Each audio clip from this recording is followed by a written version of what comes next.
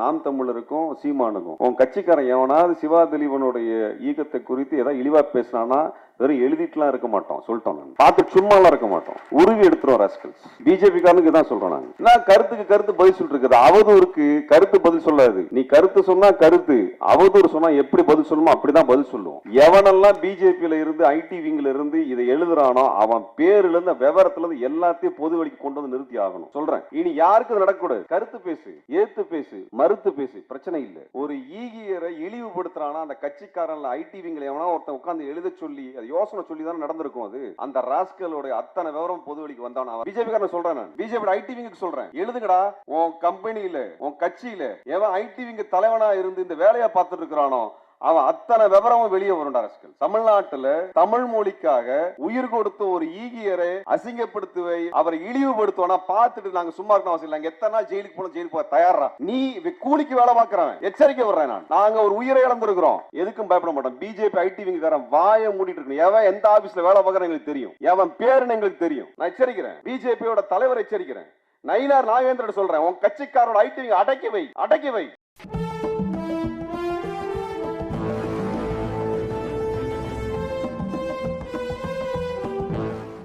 நான் இறுதியாக பேச வேண்டும் என்றுதான் நினைத்திருந்தேன். தோழர்கள் விடைபெற வேண்டியிருக்கின்ற காரணத்தினால் அவர்களுக்கு சில செய்திகளையும் நாம் பகிர்ந்து கொள்ள வேண்டியது இருக்கிறது. அதனால் சற்று முன்பு பேசுவது என்று முடிவெடுத்தேன். தோழர்களே, சிவாவை பற்றி தோழர்கள் இங்கே பகிர்ந்தாங்க. நம்மளுக்கு எப்பவுமே ஒரு வீட்டில் அல்லது நண்பர்கள் வட்டத்தில் ஒருத்தர் இருப்பார்.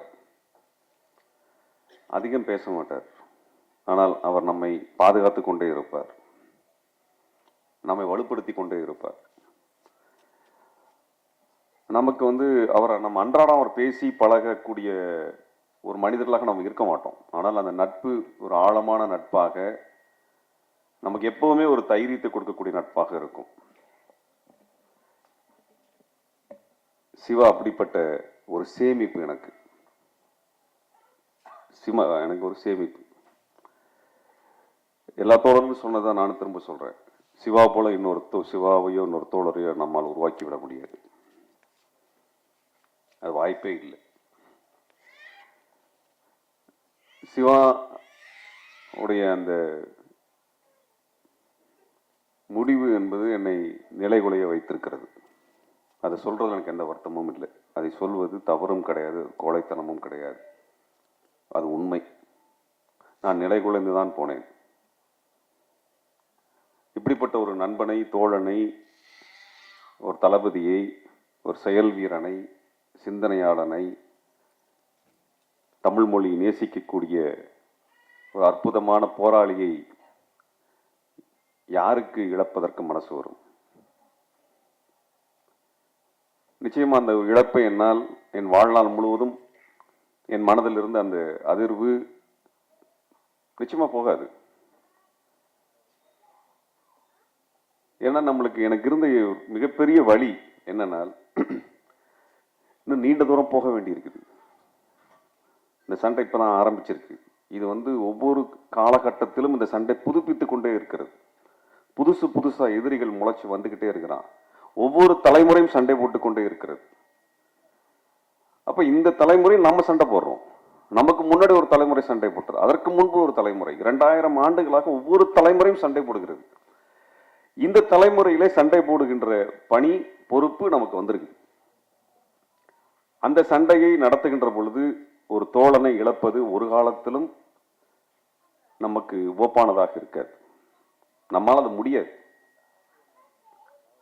மற்றபடி இவர்கள் பேசுகின்ற பல்வேறு கருத்துக்கள், அது குறித்து பேசுகின்ற கருத்துக்களை பற்றி நான் என்னைக்குமே பொருட்படுத்தலை. நான் உங்ககிட்ட சொல்லிக்கிறதுக்கு ஒரு விஷயம் இருக்குது. தமிழ்நாட்டில் பெருந்திரளான போராட்டங்கள் நடந்த சமயத்தில் இது போன்ற தற்கொலைகள், தன்னை ஈகியராக்கக்கூடிய நிகழ்வுகள் நடக்கவில்லை. எப்பெல்லாம் இந்த செயலுக்கு அவர்கள் துணிகிறார்கள் நீங்க யோசிச்சு பாருங்க. 2008, 2009 ஈழப்போர் காலகட்டத்தில் பெருந்திரளாக மக்கள் திரளவில்லை என்கின்ற ஆதங்கம் அன்னைக்கு இருந்தது. அன்னைக்கு எல்லா கூட்டங்களுக்கும் சென்றிருக்கின்றோம். ஒரு சொற்பமான எண்ணிக்கையை தவிர யாரும் இருக்க மாட்டாங்க. ஆனால் மிகப்பெரிய ஆபத்து தமிழினத்தின் மீது வருகிறது என்கின்ற அந்த கவலையில் எல்லா போராட்டத்துக்கும் போவோம், யார் நடத்தினாலும் போவோம். ஆனால் மக்கள் பங்கேற்பு இருக்காது. அந்த சமயத்தான் முத்துக்குமார் அந்த அமைதியை உடைத்தார். முத்துக்குமாரினுடைய அந்த செயல் என்பது அன்றைக்கு சமூகத்தில் இருந்த ஒரு அமைதி, பங்கேற்க வராமல் எல்லாத்தையும் பார்த்துக்கிட்டே இருக்கிறதுங்கிற இடத்துல இருந்த தமிழர்களை வீதிக்கு வர வைத்த ஒரு எழுச்சியை முத்துக்குமாரோட ஈகம் உருவாக்குச்சு. அதற்கு பின்னாடி ஒரு 2 ஆண்டுகள் கழித்து 3 தமிழர்களுக்கு தூக்கு என்று வந்த பொழுது, இப்பதானே 1.5 லட்சம் பேர் பறி கொடுத்தோம், மறுபடியும் இருக்கிற தமிழனையும் கொலை பண்றதுக்கு வந்துட்டானுங்களே டெல்லியிலிருந்து என்கின்ற கோபம் இருந்தது. எப்படியாவது மக்கள்கிட்ட கொண்டு போய் சேர்த்த வேண்டும் என்று கடுமையாக போராடிய சமயத்தில் தான் செங்கொடி தன் ஈகத்தின் மூலமாக மக்களை வீதிக்கு வர வச்சாங்க. உண்மையா சொல்ல போனா மூவர் தூக்கு என்பது ரத்து செய்வதிலே செங்கொடியினுடைய இறுதி ஊர்வலம் மிக முக்கியமான பங்கை வகித்தது. அன்றைக்கு என்ன நடந்ததுனால், எந்த ஒரு நபராலும் எதிர்க்க முடியாதவர் என்று நினைத்துக் கொண்டிருந்த அதிமுகவினுடைய ஜெயலலிதா அம்மையாரோட ஆட்சி காலத்தில் அவரது கொடியை இறக்கி அதை கிழித்து போட்டு எரித்து போட்டார்கள். செங்கொடி ஊர்வலத்தில் நடந்தது. அப்பதான் அவர் ஆட்சி அமைத்திருந்தார், இருமாப்போடு இருந்தார். அவர் நினைச்சிட்டு இருந்தார் நம்மளுடைய இதெல்லாம் மீறி யாரும் பண்ணிட முடியாது. ஆனால் செங்கொடி ஊர்வலத்தில் அது நடந்தது.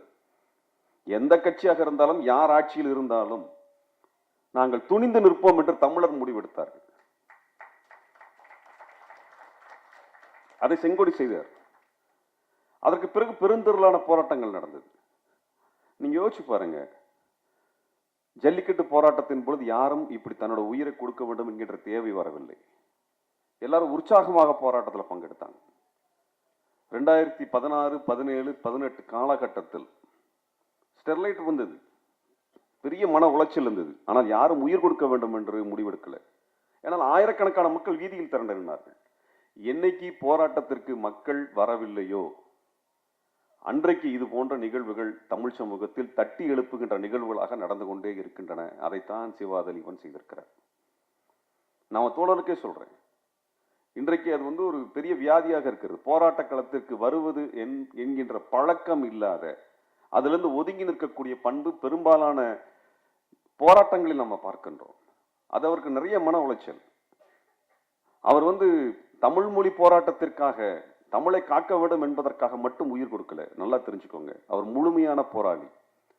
சமூக விடுதலை, சாதி ஒழிப்புக்காக களத்தில் நின்றவர், ஏகாதிபத்திய எதிர்ப்பு போராட்டத்திற்காக களத்தில் நின்றவர், தொழிலாளர் விடுதலைக்காக களத்தில் நின்றவர், பல்வேறு கோரிக்கைகளுக்காக களத்தில் நின்ற அந்த தோழர் இந்த போராட்டத்தில் தன்னுடைய உயிரை கொடுத்தாவது இந்த இனம் முன்னகர வேண்டும், நீங்கள் எல்லாம் வீதிக்கு வர வேண்டும் என்று முடிவெடுத்திருக்கிறார். அதில் அவர் மிக தெளிவாக இத்தனை போராட்டங்களில் பங்கெடுத்த பொழுதெல்லாம் உயிரை கொடுக்க வேண்டும் என்று அவர் முடிவெடுக்கல. ஆனால் இவன் தமிழ் மொழி என்று சொன்னால் அதற்காக வீதிக்கு வருவான் என்கின்ற நம்பிக்கையிலே அவர் தன்னை கொடுத்திருக்கிறார். அப்ப அவருடைய முழக்கம் எது? தமிழினமே உன்னுடைய உரிமையை வெல்வதற்காக வீதிக்கு வா என்பதுதான். ஒருவேளை அன்னைக்கு நம்மளுக்கு போராட்டத்தில் நான் அன்னைக்கு சொன்னேன், அன்றைக்கு என் போராட்டத்தில் பங்கெடுக்கக்கூடிய ஒரு பட்டியல் 15 பேர் கொண்ட பட்டியலில் சிவாதிலீபன் பெயர் கிடையாது. சிவாதிலீபனுக்கு நாங்கள் சொல்லல, அழைப்பு கொடுக்கல. ஆனால் இப்படி ஒரு போராட்டம் தெரிஞ்ச உடனே எனக்கு நிக்கிறார். எனக்கு அவரை பார்த்தோன்னே அதிர்ச்சி. எனக்கு என்னன்னா, அவர் ஏதோ பயங்கரமா போய் செய்வாருங்கிறது இல்லை, அவர் போராட்டத்தை கூர்மைப்படுத்திடுவார். அந்த போராட்டத்தில் நீங்க பின்னுக்கு நகர முடியாது. சிவாதிலீபன்ட்ட பயங்கரமான டிசிப்ளின் இருக்கும், அன்காம்ப்ரமைசிங் டிசிப்ளின் இருக்கும். இவர் இந்த எல்லை தாண்டக்கூடாதுன்னா தாண்ட மாட்டார். ஆனால் எந்த கோரிக்கைக்காக நீ வந்திருக்கிறியோ அதுல ஒரு அடி பின்னாடி வச்சு அதை விட மாட்டார் அவர். இப்ப சிவாதிலீபன் வரலைனால் ஒரு 2 போர்டு மட்டும் இந்தியில அழிச்சிட்டு நம்ம திரும்பி வந்தாலும் வந்திருப்போம். ஆனால் சிவா வந்ததுக்கு பின்னாடிதான் அந்த பூங்கா நிலையத்தில் இருக்கக்கூடிய அனைத்து எழுத்துக்களையும் அழிக்கணும்னு முடிவில் அழிக்க ஆரம்பிச்சோம். ஏன்னா அந்த பூங்கா நிலையத்தினோட பெயரை அழிச்சிட்டு திரும்பி பார்க்கறதுக்குள்ள ஒரு அடுத்தடுத்த அழிச்சிட்டு இருந்தார். நீங்க லைவ்ல பாக்குறவங்களுக்கு தெரிஞ்சிருக்கும். ஒரு இடத்துல அவர் தோல்ல தட்டி என் கூட நில்லுங்கன்னு அவர் இழுத்து பிடிச்சேன் நான். அவர் போயிட்டார், அந்த இடத்துல மொத்தம் அழிக்கிறதுக்கு போயிட்டார். அப்ப சிவா திலீபன் வந்து ஒரு கேட்டலிஸ்ட். அவர் வந்து இந்த அமைப்பை முன்னுக்கு தள்ளுகிற என்ஜின். அவர் நாம் எப்படி இழக்கிறது? அது எப்படி சாத்தியம்? எப்படி இது வருந்தாம இருக்க முடியும்? எப்படி நிலை குலையாம இருக்க முடியும்? இந்த போராட்டம் சிவா திலீபன் இப்படி ஒரு முடிவு எடுத்துட்டாருன பின்னாடி தமிழ்நாட்டில் கிட்டத்தட்ட 30 நிலையங்களில் இந்தி மொழி அளிக்கப்பட்டது. அடுத்த 7 நாள்ல தமிழ்நாட்டினுடைய மிகப்பெரிய ஜங்ஷன்ஸ், ரயில்வே ஜங்ஷன்ஸ்ல இருக்கக்கூடிய இந்தி மொழி அளிக்கப்பட்டது. சென்னையில் அளிக்கப்பட்டது, காட்பாடியில் அளிக்கப்பட்டது, ஆம்பூரில் அளிக்கப்பட்டது, சேலத்தில் அளிக்கப்பட்டது, ஈரோடில் அளிக்கப்பட்டது, கோயம்புத்தூரில் அளிக்கப்பட்டது, பொள்ளாச்சியில் அளிக்கப்பட்டது, திருச்சியில் அளிக்கப்பட்டது, தஞ்சாவூரில் அளிக்கப்பட்டது, திருவாரூரில் அளிக்கப்பட்டது, திருத்துறைப்பூண்டில் அளிக்கப்பட்டது, நாகப்பட்டினத்தில் அளிக்கப்பட்டது, மதுரையில் அளிக்கப்பட்டது, திருநெல்வேலியில் அளிக்கப்பட்டது. அளிக்கப்படாத 2 இடத்தை மட்டும் விட்டு வச்சுட்டு வந்திருக்காங்க தோழர்கள். வெறும் மொழி அளிப்புக்காக விஷயத்துல நம்ம அதை செய்யல. தோழர்களுக்கான காரணத்தை சொல்லியிருக்கிறாங்க. இன்னைக்கு ஒரு மிகப்பெரிய சண்டை நடக்கிறது. இன்றைக்கு பாரதிய ஜனதா கட்சியோடு நிற்கக்கூடிய அந்த ஒட்டுண்ணிகளை எல்லாம் மொத்தமாக அம்பலப்படுத்த வேண்டும் என்றால் தமிழ் மொழி நமக்கு கலங்கரை விளக்கமாக முன்னுக்கு நிற்கிறது. இந்த மொழியில் கை வைத்து பேச ஆரம்பித்தோம் என்றால் இவனது உண்மையான முகம் என்ன என்பது அம்பலப்பட்டு போகும். இன்றைக்கு தேர்தல் வருகிறது தோழர்களே, நல்லா தெரிஞ்சுக்கோங்க. இந்த தேர்தலிலே பாரதிய ஜனதா கட்சியை அம்பலப்படுத்துவதற்கு இருக்கக்கூடிய மிகப்பெரிய ஒரு போராட்ட அணிவகுப்பு தான் இந்திய எதிர்ப்பு போராட்டம். இவனை எப்படி அம்பலப்படுத்துவீங்க? 2021 அன்றைக்கு அவன் அதிமுக பாரதிய ஜனதா கட்சி சேர்ந்து நடத்திய ஆட்சியை அம்பலப்படுத்தி போராட்டம் நடத்தணும். ஆனால் இந்த 5 ஆண்டில் அவன் எதிர்க்கட்சியை போல நடந்து கொண்டிருக்கிறான். அப்ப அவனை எப்படி அம்பலப்படுத்துவது? எப்படி இந்துத்துவ அரசியலை தமிழ்நாட்டு தேர்தலினுடைய பிரச்சனையாக கொண்டு வந்து நிறுத்துவது? இதுக்கு இன்னைக்கு திடீர்னு மே 17 இயக்கம் எடுக்கவில்லை. 2 ஆண்டுகளாக சிந்தித்து இதை முன்னுக்கு நகர்த்தி கொண்டு வந்தது. அதுல சரியாக அவன் மாட்டினான். என்னன்னால் இன்னைக்கு இந்தி அழிப்பு போராட்டத்திற்கு பதில் சொல்ல முடியாத ஒரே கட்சி பாரதிய ஜனதா கட்சி. பதில் சொல்ல விரும்பாத ஒரே கட்சி அதிமுக மட்டும்தான். இதை பற்றியான எந்த அக்கறையும் படாமல் தனித்து நிற்கக்கூடியது நாம் தமிழர் என்கின்ற ஒட்டுண்ணி. இந்த 3ஐயும் அம்பலப்படுத்துகின்ற ஒற்றை போராட்டமாக இந்திய அழிப்பு போராட்டம் நடந்து கொண்டிருக்கிறது. ஒரு போராட்டம் தான் தமிழ்நாட்டினுடைய அரசியலை முன்னுக்கு நகர்த்தி கொண்டே வந்திருக்கிறது என்றால் கடந்த 100 ஆண்டுகளில் நமக்கு இந்தி எதிர்ப்பு, அந்த இந்தி எதிர்ப்பின் மூலமாக இந்துத்துவ எதிர்ப்பு, அந்த இந்துத்துவ எதிர்ப்பின் மூலமாக வடவர் எதிர்ப்பு என்கின்ற அந்த அணிதான் நமக்கு வெற்றியை கொடுத்திருக்கிறது. அதுல தான் சிவா திலீபன் துணிந்து இந்த முடிவை எடுத்து இதை செய்திருக்கிறார். எனக்கு தோழர் கீதா அவர்களோ அவர்களுடைய 2 பிள்ளைகள் போன்ற துணிச்சல் எனக்கு கிடையாது. நீங்க எப்படி இப்படி துணிவாக நீங்க பேசுறீங்க அப்படிங்கிறது எனக்கு நிஜமாலும் நான் அவ்வளவு துணிவோட இல்லை. இதை ஏற்றுக்கொள்றதுல எனக்கு எந்த வருத்தமும் இல்லை. நான் துவண்டு போய் தான் இருக்கின்றேன். ஏனென்றால் இன்றைக்கு தோழர்களை உருவாக்குவது என்பது மிக சிரமமான விஷயம். ஆனால் அரசியலாக உருவான ஒரு தோழன் கிடைப்பது என்பது அதை விட சிரமமான விஷயமாக இருக்கிறது. சிவா எனக்கு அண்ணன் போல, கீதா தோழர் எனக்கு சகோதரி. அது ஒரு வகையில் குடும்பம் எனக்கு, இன்னொரு வகையில் போராட்டத்தினுடைய களத்தினுடைய தோழன். 2017 நான் முள்ளிவாய்க்கால் நினைவேந்தல் நிகழ்வுக்காக கைது செய்யப்பட்ட போது அந்த கைது செய்யக்கூடிய பட்டியலில் சிவா பெயர் கிடையாது.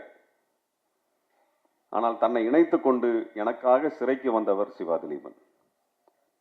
25 நாட்கள் சிறையில் இருந்தார் அவர். பல விஷயங்கள் அன்றைக்கு பேச முடிந்தது. இன்றைக்கு வெளியில நாங்கள் அதிகமா பேசினது இல்லை. ஆனால் சிறையில் பேச முடிந்தது. சிறையில் பேசியிருக்கிறோம். அவர் ரொம்ப கூச்சப்படக்கூடியவர், அதிகமா பேச மாட்டார். ஆனா விளக்கங்களை கேட்டுக்கொண்டே இருப்பார். இது எப்படி பார்க்கறது, இது எப்படி பார்க்கறது, இது என்ன பண்றது, இது எப்படி புரிஞ்சுக்கிறது தோழர். அவ்வளவு ஒரு நயமான தோழரை நான் பார்த்ததில்லை. அவ்வளவு நேசம் மிக்க ஒரு அன்பான தோழனை நான் கண்டதில்லை. மே 17 இயக்கத்தை தைரியமா துணிச்சலாக நம்ம இறங்கி போராட்டத்தை நடத்துறோம்னா எனக்கு நல்லா தெரியும். எனக்கு பின்னாடி ஒரு யானையை போல நிற்கக்கூடியவர் சிவா திலீபன்.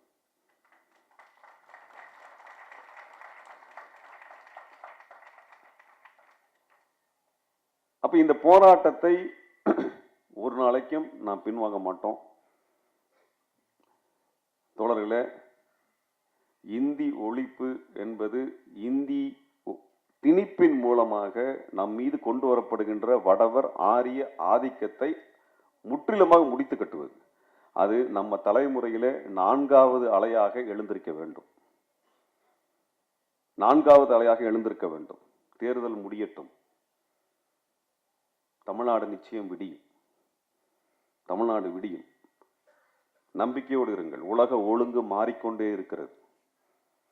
யாரெல்லாம் மிகப்பெரிய வல்லரசு என்று நினைத்துக் கொண்டிருந்தாரோ அவரெல்லாம் சிதைந்து கொண்டிருக்கிறார்கள். எவனெல்லாம் வலுத்தவன் என்று சொன்னானோ அவனது இராணுவம் துண்டு துண்டாய் சிதறிக் கொண்டிருக்கிறது.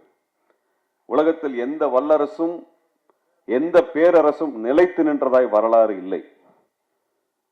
தமிழ் மொழி இருக்கக்கூடிய இந்த நிலத்திலே தமிழன் தலை நிமிர்ந்து சுயமரியாதை உணர்வோடு வாழுகின்ற காலம் நிச்சயம் வரும். நிச்சயம் வரும். இந்த போராட்டத்தை நாம் முன்னகர்த்த வேண்டியிருக்கிறது. ஒவ்வொரு தோழரும் ஒரு 10 தோழரை உருவாக்குங்கள். அதுதான் சிவா கேட்கிறது. உங்களுக்கு எல்லாம் ஞாபகம் இருக்கும்னு நினைக்கிறேன். நம்ம 2 நாள் மாநாடு நடத்தணும். தமிழ் தேசிய பெருவிழா மாநாடு நடத்தணும். அந்த மாநாட்டில் இறுதி நாள் கிட்டத்தட்ட 100 தோழர்கள் அமைப்பில் இணைந்தார்கள். நம்ம அமைப்பில் அது வரைக்கும் தோழர் இணைப்புன்னு ஒரு வேலை நடந்ததே கிடையாது. முதல் முறையாக 100 தோழர்கள் இணைக்கிறதை ஒரு நிகழ்ச்சியாக வைத்திருந்தோம். அது வரைக்கும் எங்க அமைப்புல இணையுங்க நாங்க யாரையும் கேட்டதும் இல்லை. யாரையும் அமைப்பில் இணையுங்க நாங்க இதுவரை கேட்டதில்லை. வருகின்ற தோழர்களும் வரலாம், இணைந்து கொள்ளலாம், பேசலாம், விவாதிக்கலாம், கற்றுக்கொள்ளலாம், வேலை செய்யலாம், போராடலாம், சிறைக்கு செல்லலாம். அது அவரவர் விருப்பம். ஆனால் முதல் முறையாக 100 பேர் இணைகிறார்கள் என்று ஒரு இணைப்பை நாம் ஏற்படுத்திய பொழுது அன்றைக்கு மிகப்பெரிய உணர்வோடு ஒரு குழந்தையை போல அந்த இடத்தில் அனைவருக்கும் கை கொடுத்தவர் சிவா திலீபன். நான் சொன்னேன், என்ன தோழர் குழந்தை மாதிரி கூட கூட வர்றீங்கன்னு. அவரு கையை பிடிச்சிட்டு சாதிச்சிட்டோம் தோழர், சாதிச்சிட்டோம் தோழர் அப்படின்னாரு. இத்தனை பேர் நம்ம அமைப்பில் இணைகிறாங்கிறது பெரிய சாதனை தோழர் அப்படின்னு அந்த உற்சாகத்தில். இது எப்ப? அவர் முடிவெடுப்பதற்கு 2 நாட்களுக்கு முன்பு. 2 நாட்களுக்கு முன்பு அவர் அவ்வளவு உணர்ச்சி வயப்பட்டு நான் பார்த்ததில்லை. எல்லாரும் சொல்ல உணர்ச்சி வயப்படுறதல்ல. உணர்ச்சி வயப்படாத எப்படிங்க மனுஷனா இருக்க முடியும்?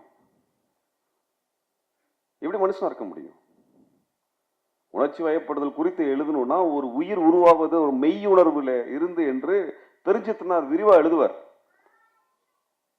மெய்யுணர்வு எப்படி உருவாகுது, முதல் உணர்வு எங்கிருந்து வந்தது என்று எழுதுவார். நீட் ஒரு பெரிய கட்டுரை இருக்கு, அற்புதமான கட்டுரை. மெய்யுணர்வு என்பதை குறித்து நீட் எழுதியிருப்பார். மெய்யுணர்வை படிங்க. ஏன் தமிழன் தமிழ் மொழி என்று சொன்னதற்காக உயிர் கொடுக்க துணிகிறான் என்றால் தமிழை படித்து பாருங்க. வேற எந்த மொழிக்கு இப்படி ஒரு உயிர் கொடுக்கிறது எவன் வந்திருக்கிறான்? இந்த மொழி அதை கற்றுக் கொடுக்கிறது. நாம் மொழி அறிஞனாக இருக்க வேண்டும் என்ற அவசியம் இல்லை. சிவாவால மேடையில் ஏறி 1/2 மணி நேரம் பேச முடியுமா என்று எனக்கு தெரியாது. ஆனால் இந்த மொழி அப்படிப்பட்ட போர் குணத்தை நமக்குள் விதைக்கிறது.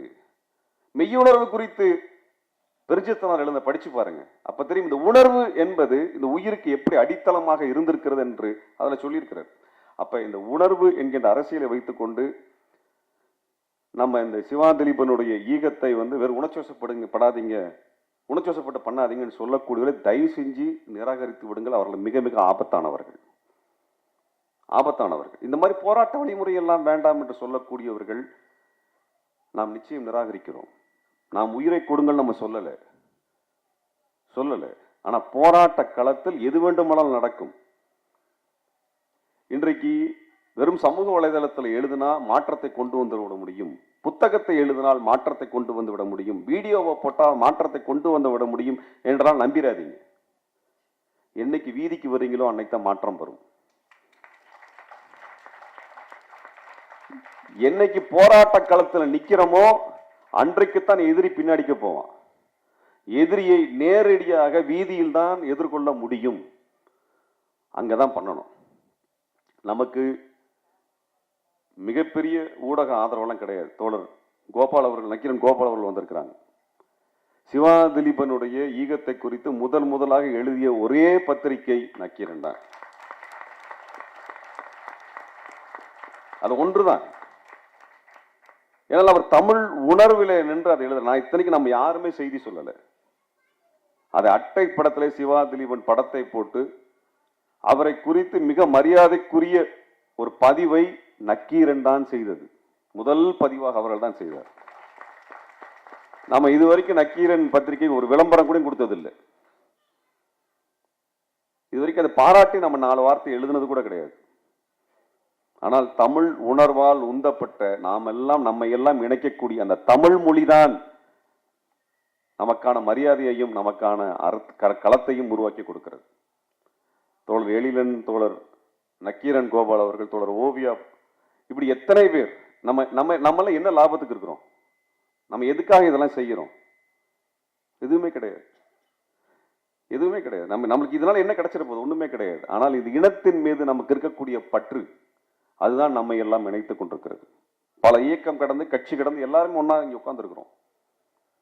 தோழர் எழிலன் அவர்கள் மே 17 இயக்கத்தினுடைய முதல் நிகழ்விலே பங்கெடுத்தவர். முதல் நிகழ்வு ஒரு ஆவணப்படத்தை வெளியிட்டு தான் மே 17 இயக்கம் என்கின்ற பெயர் அறிமுகமானது. அதுல முதல் நிகழ்விலே பங்கெடுத்தோம். அன்றையிலிருந்து இன்றைக்கு வரைக்குமே நம்மை தமிழும் தமிழர்களும் தான் ஒன்றிணைத்துக் கொண்டிருக்கிறார்கள். இந்த அரசியல் தாங்க மே 17 இயக்கம் விரும்புகிறது. இந்த அரசியல் தான் மே 17 கட்சி கடந்து, மதம் கடந்து, ஜாதி கடந்து நாம் இந்த இனத்திற்கான ஒரு போராளிகளாக, முன்கள போராளிகளாக நிற்க வேண்டும் என்பதுதான் நம்ம விருப்பம். தோழர்களுக்கு நான் சொல்லிக்கிறேன், சிவா திலீபன் என்கின்ற இந்த பெயர் இந்திய அளவில் இந்தி எதிர்ப்பு போராட்டத்தினுடைய அடையாளமாக மாற்றப்பட வேண்டும். நமது போராட்டம் நடக்க ஆரம்பித்து இந்த ரயில்வே பலகைகளை இந்தி எழுத்துக்களை அளிக்க ஆரம்பித்தவுடன் கேரளாவில் இது குறித்தான உரையாடல் வந்தது. கர்நாடகத்தில் பேச ஆரம்பித்தார்கள், மராத்தியத்தில் பேச ஆரம்பித்தார்கள், பெங்காலிலே பேச ஆரம்பித்தார்கள், பஞ்சாபிலே பேச ஆரம்பித்தார்கள், ஆந்திராவில் பேச ஆரம்பித்தார்கள். நம்மிடம் தொடர்பு கொண்டார்கள், நம்மிடத்தில் பேசினார்கள், விவரங்களை பேசினார்கள். இந்திய அளவிலான போராட்டமாக மாற்றியவர் சிவா திலீபன். அது நான் வெறும் மேடைக்காக பேசல. எந்தெந்த ரயில்வே ஸ்டேஷன்லாம் தோழர்கள் இந்தியை அழித்து விட்டு கைது செய்யப்பட்டார்களோ அந்த இடத்திலெல்லாம் அந்த காவல்துறைக்கு டெல்லியில் இருந்து அழுத்தம் வந்தது என்று எல்லா காவல் நிலையத்திலும் சொல்லியிருக்கிறார்கள். எல்லா காவல் நிலையத்திலும் சொன்னாங்க, சார் டெல்லியிலிருந்து அழுத்தம். ஏன்னா இந்தி எழுத்தை அழித்தால் என்ன தண்டனை தர வேண்டும் என்று அவன் சட்டத்தில் கிடையாது. அவன் சட்டத்தில் கிடையாது. ரயில்வே பெட்டியில போய் கிரிக்கிட்டு போனா அதுக்கு என்ன தண்டனை தர முடியும்? ஃபைன் தான் போட முடியும். ஹெல்மெட் போடலைன்னா என்ன ஃபைனோ அதுல பாதி ஃபைன் கூட கிடையாது இந்தி எழுத்து அழிக்கிறதுக்கு. அப்புறம் என்ன, அழிச்சு முடிச்சிருவோம் எல்லாத்தையும். இவன் ஃபைன் போட்டாலே நம்ம கவலைப்பட மாட்டோம், சிறை போட்டாலே கவலைப்பட மாட்டோம். தொடர்ல இது வெறும் ரயில்வேல மட்டும் கிடையாது. எங்கெல்லாம் இவன் central government office, union government office வச்சிருக்கிறானோ எல்லா இடத்துலயும் அழிச்சு முடிக்கிற. இந்திங்கிற வார்த்தை தமிழ்நாட்டில் இருக்க கூடாது. அவனுக்கு அந்த அந்த எச்சரிக்கை அவன் பார்க்கும் பொழுதுலாம் அவனுக்கு அந்த பயம் வரணும். வந்திருக்குது. 2 மார்வாடி பிள்ளைங்க அதே பூங்கா நிலையத்துல வீடியோ எடுத்து போட்டிருக்குது. மார்வாடிகளுக்கு இது பெரிய ஆபத்து, மார்வாடிகளே ஒன்று கூடுங்கள்னு வீடியோ போட்டிருக்குது. சவுக்கார்பேட்டை இருக்காது சொல்லிட்டோம்.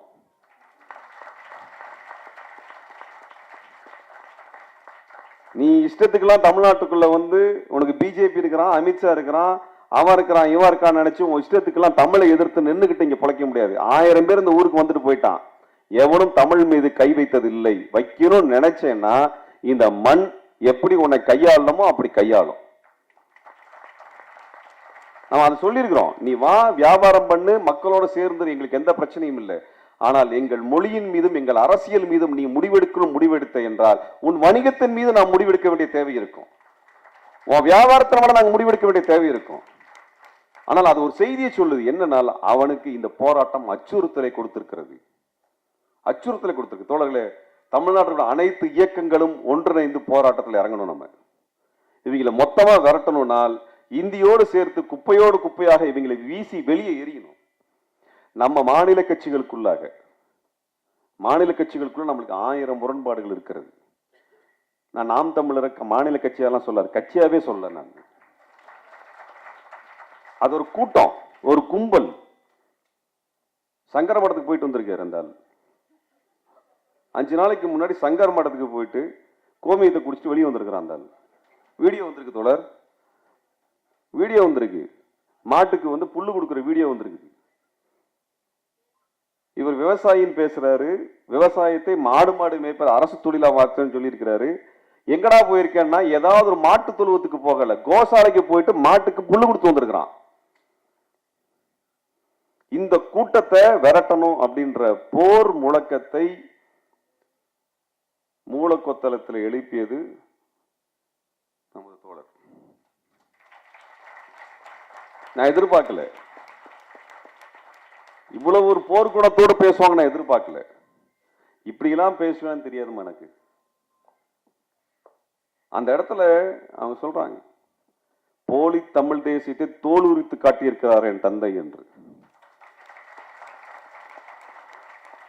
அதை உரித்து தொங்க விடணும். நம்ம எவனெல்லாம் டெல்லிக்காரனுக்காக வேலை செய்கிறானோ அவனெல்லாம் நமது பரம எதிரி. அவனை எல்லாம் அரசியலிலிருந்து அப்புறப்படுத்தியே ஆகணும், அப்புறப்படுத்தியே ஆகணும். மரியாதை செய்ய வரல தோழர். ஒரு வார்த்தை போன் பண்ணி கேட்கல சிவா திலீபனுக்கு என்ன ஆச்சுன்னு சொல்லிட்டு. இவனெல்லாம் தமிழ் மொழி பற்று கொண்டவனா? இவனெல்லாம் தமிழ் தேசியவாதியா? 1000 வேறுபாடுகள் இருக்கட்டும், 1000 வேறுபாடுகள் நமக்குள்ள இருக்கட்டும். ஆனால் இந்த இனத்திற்காக, மொழிக்காக ஒரு உயிர் கொடுக்க துணிந்திருக்கிற வந்து நின்னா பேசணுமா இல்லையா? நீ பேசணுமா இல்லையா? என்ன இப்படி பெரிய இங்க உன்னுடைய சோத்தை நாங்க பிடிக்கிட்டோம், உனக்கு மிகப்பெரிய விஷயம் சோறு தான், அதை நாங்க புண்ணுமா? ஒரு வார்த்தை பேசவில்லை, ஒரு வார்த்தை பேசவில்லை. அவமானப்படுத்துகின்ற முயற்சியை செய்தார்கள். நான் சொல்லிக்கிறேன், நாம் தமிழருக்கும் சீமானுக்கும், உன் கட்சிக்காரன் எவனாவது சிவா திலீபனுடைய ஈகத்தை குறித்து ஏதாவது இழிவா பேசினானா வெறும் எழுதிட்டுலாம் இருக்க மாட்டோம், சொல்லிட்டோம். நான் பார்த்து சும்மாலாம் இருக்க மாட்டோம், உருவி எடுத்துரும் ராஸ்கல்ஸ். பிஜேபி காரனுக்கு தான் சொல்றோம், நாங்க பிஜேபி காரனுக்கு தான் சொல்றோம். நான் கருத்துக்கு கருத்து பதில் சொல்லிட்டு இருக்குது, அவதூறுக்கு கருத்து பதில் சொல்லாது. நீ கருத்து சொன்னா கருத்து, அவதூறு சொன்னா எப்படி பதில் சொல்லணுமோ அப்படிதான் பதில் சொல்லுவோம். எவனெல்லாம் பிஜேபியில இருந்து, ஐடி விங்ல இருந்து இதை எழுதுறானோ அவன் பேர்ல இருந்து, விவரத்துல இருந்து எல்லாத்தையும் பொது வழிக்கு கொண்டு வந்து நிறுத்தி ஆகணும்.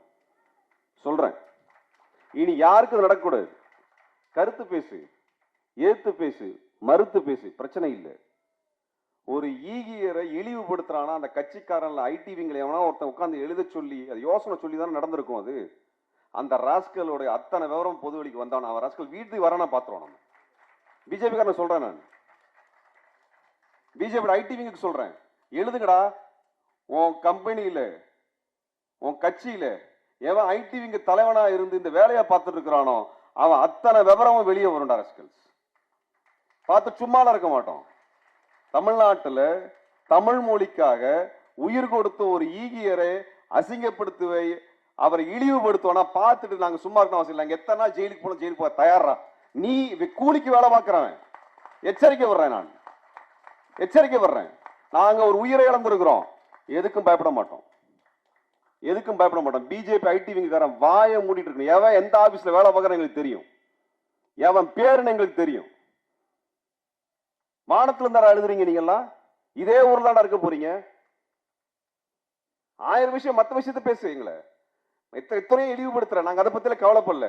ஆனால் ஒரு ஈகியனை இழிவுபடுத்திட்டேனா ரஸ்கல், உன் போட்டோல இருந்து எல்லா விவரமும் பொது வெளிக்கு வந்துடும். அப்ப நீ நடக்க முடியாது சொல்றேன், நான் நடக்க முடியாது. நீ போட்டோ அடிச்சு ஒட்டுவோம்டா, தமிழ்நாடு முழுக்க மூஞ்சி போஸ்ட் அடிச்சு ஒட்டுவோம். தமிழ்நாட்டுல தமிழ் உரிமைக்கு பேசக்கூடிய நம்மளுடைய புகைப்படத்தையும் முகவரியும் எடுத்து ஆர்கனைசர்ல போடுறான், இந்தியா முழுக்க போடுறான். ஏன் போட்டோ எடுத்து எத்தனை மொழிகள், 13 மொழிகள்ல போட்டான் அவன், 13 மொழிகள்ல போட்டான். அவனோட அத்தனை மொழிகளையும் அத்தனை ஊர்களையும் போட்டான் அவன். ஓ யுக்தி ஒன்னால பண்ண முடியும்னா, மாட்டு சாணி திங்கிற உனக்கு அது இருக்குன்னா, தமிழ் மொழி பேசுற எங்களுக்கு இருக்குண்டா. பார்த்து சும்மா இருக்கும் நினைக்கிறியா? பிஜேபி காரன் எச்சரிக்கிறோம். அரசியல் பேச, அரசியல் பேசு, அவதூறு பேசுனேன். நீ என்ன வேலை பார்த்திருக்க அத்தனை எங்களுக்கு நடக்கும். நாங்க சாவை பத்தி கவலைப்படல, சிவாதிரிமன் சொல்லிட்டு போயிட்டார். ஆனா உனக்கு அப்படி இல்ல வாழ்க்கை. நான் எச்சரிக்கிறேன், பிஜேபியோட தலைவர் எச்சரிக்கிறேன், நயினார் நாகேந்திரன் சொல்றேன், உன் கட்சிக்காரோட ஐடி அடக்கி வை, அடக்கி வை. எவன் பண்ணாலும் அத்தனை பேர் பேரு வெளியே ஒரு ரஸ்கல். என்ன நினைச்சிட்டு இருக்கிறீங்க? என்ன நினைச்சிட்டு இருக்கீங்க? தமிழ்நாட்டுல கேட்கறதுக்கு ஆளு நினைச்சிட்டு இருக்கீங்களா? நாங்க போய் போலீஸ் ஸ்டேஷன் கம்ப்ளைண்ட் கொடுத்தா போலீஸ் ஆக்ஷன் எடுப்பாங்கன்னு இருக்கா? காத்துட்டு இல்ல, காத்துட்டு இருக்க மாட்டோம். பாத்துருவோம்டா யாருன்னு, நீங்களா நாங்களான்ட்டு. நீ அவதூறு எழுதிட்டு தான் பார்த்துட்டு போறதா? எவனையும் விடாதீங்க. எவன் ஆபீஸ் எங்க இருக்குது, அவன் புகைப்படம் என்ன, பேர் என்ன, அவன் தொலைபேசி என்ன, எல்லாம் வெளியே வந்தானும். நான் வெளிப்படையா சொல்றேன், நான் மறைச்செல்லாம் சொல்லல. ஒளிவு மறைவு பண்ணி நீ ஃபேக் ஐடி போட்டு எழுதுற கூட்டம் இல்ல, ஃபேக் ஐடி போடுற கூட்டம் இல்ல. பாத்துறோம்டா. எங்க மண்ணுல வந்துட்டு எங்க தோழர்களை அசிங்கப்படுத்திட்டு வேடிக்கை பார்த்துட்டு இந்த அமைப்பு நிற்காது. பிற கட்சி தோழருக்கும் சொல்லிக்கிறேன், நாம எந்த கட்சி அவனா இருக்கலாம் தோழர். சிவா திலீபன் ஒரு கட்சிக்காக தன் உயிரை கொடுக்கவில்லை, தமிழ் மொழிக்காக கொடுத்திருக்கிறார். சிவா திலீபன் மே 14 இயக்கத்தின் சொத்து அல்ல, இந்த இனத்தின் சொத்து. இந்த இனத்தின் சொத்து. மே 14 இயக்கத்தை இழிவுபடுத்தினா தமிழ்நாட்டிற்கு கூடிய முற்போக்கு இயக்கங்கள் தன்னுடைய இயக்கத்தை சார்ந்தவர் இழிவுபடுத்தியதாக, இந்த தாய்மொழி இழிவுபடுத்தியதாக, அப்படிப்பட்ட ஒரு இடத்தை எடுத்துக்கொண்டு நீங்கள் அதை கையாளுங்கள். அதான் சொல்றோம். சிவா திலீபன் மே 14 இயக்கம் வாழ்கன்னு சொல்லிட்டு அங்க போல, தமிழ் வாழ்க என்று சொல்லிட்டு போனார். நீ பேசுவதும் நான் பேசுவதும் தமிழ் என்றால், உன் தாய்மொழியும் என் தாய்மொழியும் தமிழ் என்றால், தமிழுக்காக உயிர் கொடுத்த சிவா திலீபனை இழிவுபடுத்தக்கூடியவனை முடித்து கட்டு. அந்த கட்சி தேவையில்லை, அந்த கட்சி தமிழ்நாட்டுக்கு தேவையில்லை. தமிழ் மொழிக்காக உயிர் கொடுக்கக்கூடியவனை இழிவுபடுத்தக்கூடிய ஒரு கட்சி இந்த மண்ணில் வேரோடும் வேரடி மண்ணோடும் புடுங்கி எறியணும். ரஸ்கல்ஸ் புடுங்கி எறிகிறோம். இதுதான் சிவா திலீபனுக்கு நாம் கொடுக்கக்கூடிய உண்மையான வீர வணக்கமாக இருக்கும். அதை செய்து காட்டுவோம். அதை செய்யும் வரை மே 14 இயக்கம் ஓயப்போகுதல் என்று சொல்லி சிவா திலீபனுக்கு வீர வணக்கத்தை சொல்லி விடைபெறுகிறேன். நன்றி, வணக்கம். இலக்கியத்தால் ஒன்றுபட்டு உன்னை போன்ற மக்களே வரலாற்றை படைப்பார்கள்.